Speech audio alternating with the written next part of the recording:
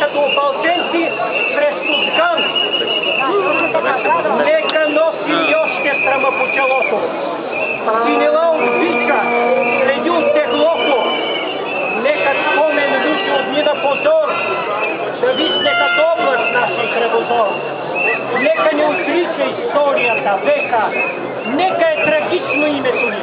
Нека беласица стара и нови батак миналото наше хвърля своя мрак. Нека да ни сочат с присмех обидни, щупените окови и дивите стидни по врата ни още от самота стар. Нека та свобода да ни бъде дар.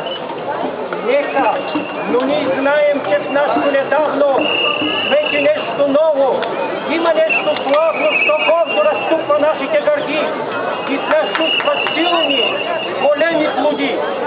Защото там не иде навръх планината, що небето синьо крепи с рамената и стига се някой дик, чудовен расток, приспели кошки с гърба смърт, на безсмъртен подвиг паметник огромен. Защото в Балкана има един спомен, има едно име, що вечно живей. В нашата история като легенда грей. Едно име ново, голямо, антично, като термопили славно, безгранично, що отговор дава и смива срама и на клеветата струшава да бъде. О, Шипка, 3 деня младите дружини как прохода бранят. Горските долини трепетно повтарят на бой ревът. Пристъпи ужасни, 12-ти път гъсти орди лазят по урвата дива. И тела я стелят, и кръв я залива. Бури подир бури, рояк след рояк. Сулейман безумни точи върха пак и вика: търчете, там у сараите. И ордите тръгват си сърдити. Яла грамовно въздухът разпра, върхът отговори с друг викора. Нов дъжд куршуми, камъни и дърве, дружините наши облискани с кърви, пушкати отблъскват, без сигнал, без ред. Някой гледа само да бъде напред и гърди геройските на смърт да изложи и един враг повече мъртъв да положи. Скалата екна, мафията реве, насипаналите ти падат и мрът, идат като тигри, бягат като овци и пак се завръщат. Българи орловци като ловове тичат по страшни редут, не сещат ни жега, ни жажда, ни труд. Штурмът е отчаян, отпорът е лют. 3 дни вече се бият, 52 дни вече се бият, но помощ не иде.